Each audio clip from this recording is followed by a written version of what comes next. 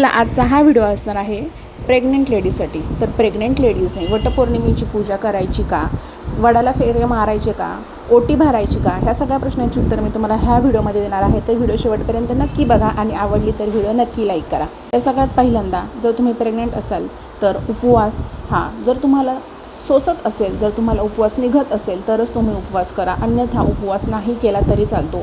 उपवासापेक्षा तुमच्या बाळाचे आणि तुमचं आरोग्य खूप जास्त महत्त्वाचे आहे. दुसरी महत्त्वाची गोष्ट म्हणजे वडाच्या झाडाला तुम्हाला फेरे मारायचे नाही आहेत. म्हणजे जे आपण 7 वेळा प्रदक्षिणा घालतो वडाच्या झाडाला, तर ते फेरे आपल्याला मारायचे नाही आहेत झाडाला.